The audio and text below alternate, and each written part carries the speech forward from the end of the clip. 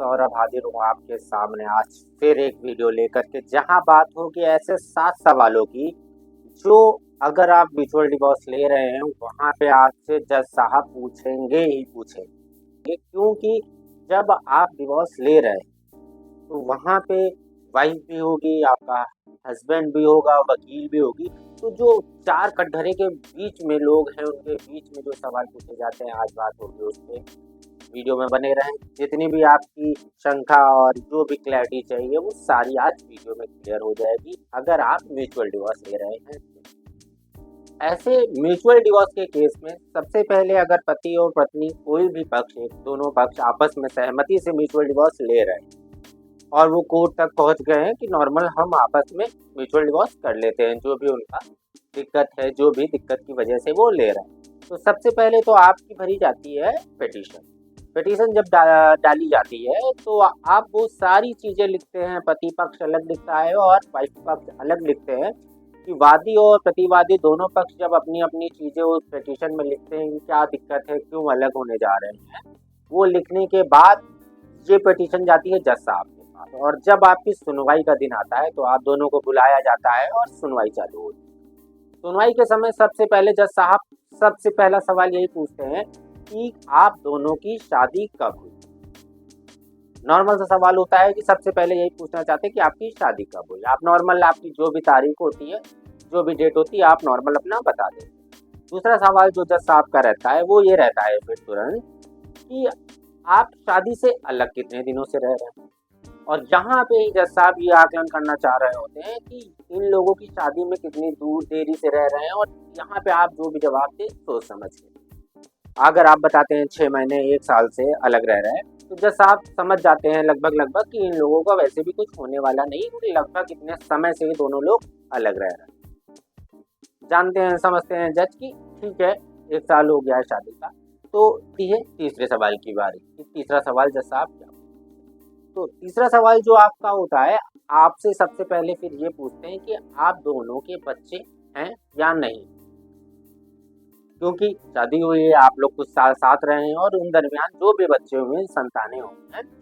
वो पूछते हैं कि आपकी है या नहीं, और अगर है तो किसकी कस्टडी में। आप रह रही हैं स्त्री के साथ यानी वाइफ के साथ रह रही है, या बच्चे के साथ रह रही है, हस्बैंड के साथ रह रहा है बच्चा, या हस्बैंड की फैमिली के साथ रह रहा है, जो भी वहाँ पे स्थिति है बच्चे की, वहाँ आपको साफ तौर पे बतानी होती है। यह आपका तीसरा पॉइंट रहेगा जो जज साहब आपसे वहाँ पूछेंगे। चौथा पॉइंट आपका रहता है कि मैरिज जो भी आपकी हुई है, जब भी हुई है, उसका आपके पास कोई प्रूफ है या नहीं।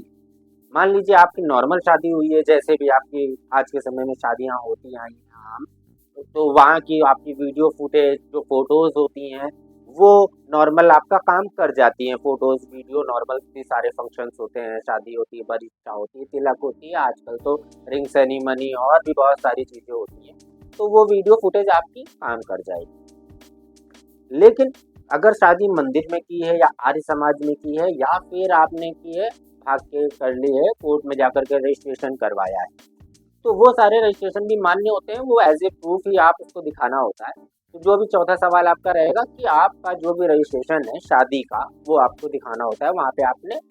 कब की है और कैसे क्या है, एज ए प्रूफ कि आप लोग या तो आप फोटो में दिखा देते हैं या रजिस्ट्रेशन में दिखा देते हैं। पांचवा सवाल जैसा आपका ये होता है कि आप लोगों के बीच कोई एग्रीमेंट हुआ है कि नहीं हुआ है। क्योंकि यहाँ पे बात म्यूचुअल डिवोर्स की हो रही है, तो म्यूचुअल डिवोर्स में अक्सर पति और पत्नी जो भी म्यूचुअल डिवोर्स ले रहे होते हैं वो अपना एग्रीमेंट बना चुके होते हैं कि ये मेरी डिमांड्स हैं, इस वजह से मैं अलग रह रहा हूँ। या वाइफ की होती है कि मैं ये डिमांड्स हैं, मैं इतना भरण पोषण भत्ता चाहती हूँ, ये बच्चा ये रखेगा, एक बच्चा मैं रखूँगी, ये कब अपने बच्चे से मिल सकता है या क्या नहीं मिल सकता है।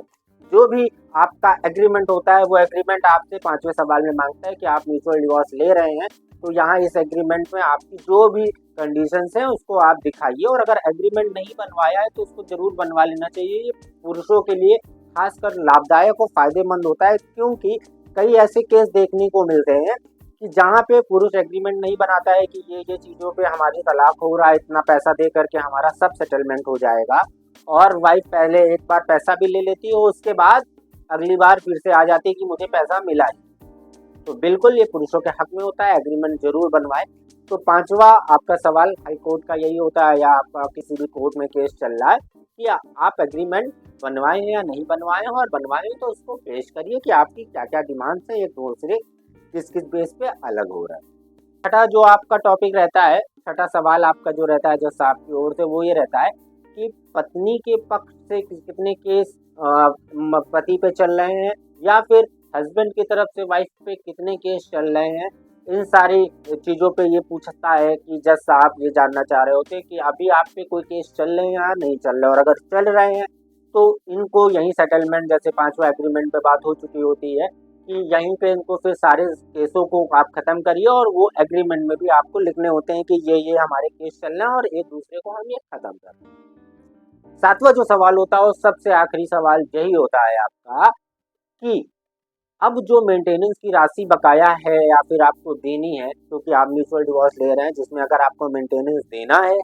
तो आप दे रहे हैं या नहीं दे रहे हैं, और अगर मेंटेनेंस नहीं देना है, क्योंकि कई केसों में मान लीजिए दोनों आपके पब्लिक सर्वेंट सरकारी वर्किंग में हैं और दोनों डिवोर्स ले रहे हैं, तो वहाँ पे म्यूचुअल डिवोर्स हो रहा है, और यहाँ पे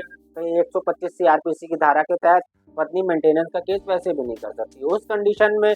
कोर्ट फिर भी पूछेगी कि आप जैसे सेटलमेंट कर रहे हैं आपको क्या अमाउंट चाहिए। अगर आपको फिर भी कोई नहीं चाहिए क्योंकि दोनों वर्किंग में है, तो वहाँ पे कोई दिक्कत नहीं है। और अगर कई मामले में ऐसा होता है कि आप पत्नी को भरण पोषण का बेरोजगारी भत्ता,